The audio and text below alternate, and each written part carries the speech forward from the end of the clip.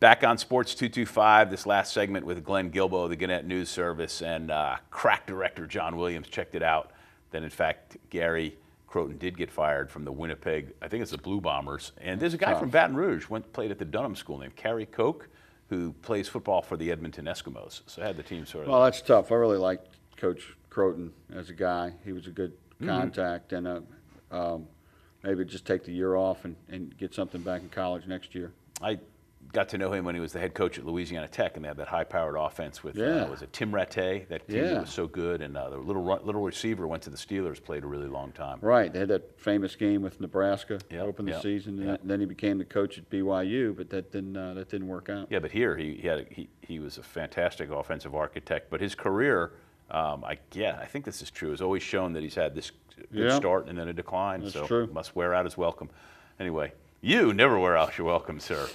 Glenn covers LSU for the Gannett News Service. He's an AP poll voter. You may have heard that last week he didn't vote for Alabama, #1. Well, one guy tweeted me this morning, this big Bama guy. I always get tweets from him.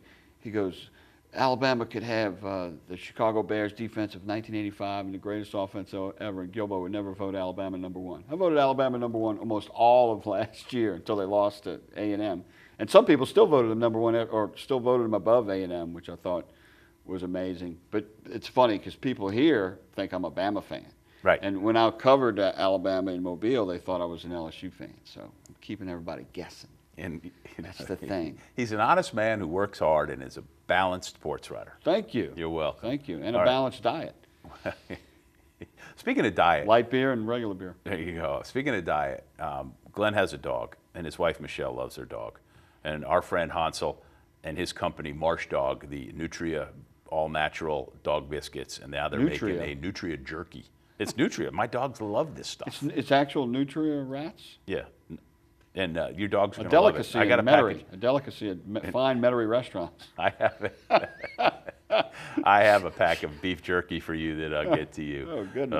No, it's not beef. Nutria jerky. We left, as we went to break in our remaining time here, let's talk a little LSU.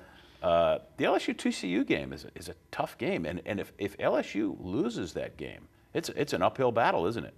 Well, LSU has a tough September for a team with a new offensive coordinator, and some new faces on defense. Very talented, but still new in the starting role. TCU and Georgia in September. If they can get through those two, they could be on their way, but they could lose both of them. I think probably what will happen is they'll probably split them. But TCU could win that game. They were 7-6 last year, but this is Gary Peterson's best team probably he's had at TCU coming back. They won't have Jadavian Fields, the defensive end, who was suspended back in the spring, unless he decides to lift it. If Les lifts his, I think that might be funny, like a little suspension bowl in the game, like Miles plays Hill. Well, then I'm going to play my guy. If you take your guys out, I'm going to take my guy out. Kind of like in basketball when they take the center out, then the other guy takes the center out, so they don't get in foul trouble. Right. You know? So I don't know, but that's going to be a very good game, and TCU has an explosive offense that a young, new LSU defense is going to have to stop.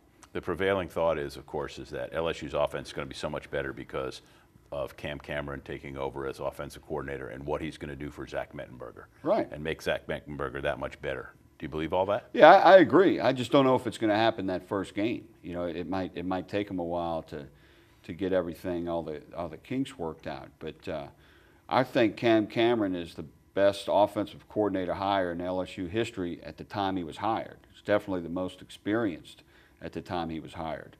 He's been an NFL offensive coordinator for most of the last decade, and he's been a head coach twice, and he's a bit of a quarterback guru. So I just think you're going to see, I don't think they're going to do all this wild stuff or anything noticeably different, but I just think they'll play better and have more of a pace to their offense. You wrote a lot of really interesting and insightful things about the Jeremy Hill case, and you should go to lsubeat.com and read all that. It's almost like ancient history to me. I mean, in my mind, Les Miles waited for the legal system to run its course, and then he's going to get a 3-game suspension, even though it hasn't been announced yet. You think he will? Yeah, and he'll be back for Auburn. Well, that would be sensible, I think, if Les does that. But I don't know if he's going to do that. And in my mind, I disagree with that, which is I disagree with everything that's happened with Hill, but either he's on the team or he's not on the team. So he's on the team, and he should play. But if he does if he does suspend him, then he certainly doesn't have to defend having him practice, because at some point he's going to play and he's got to practice to be ready. Right, and it helps the kid to stay out of trouble to be practicing. But anyway, where I'm going with that is a rushing attack, and in 10 seconds or less, should be in good shape, right? Yeah, even if Hill doesn't play in the first 3 games, it's in good shape, because Alfred Blue and Kenny Hillard, Terrence McGee are all very good backs. Maybe not as good as Hill, but almost. And in 10 seconds or less, the defense is, despite all the changes on the defensive line?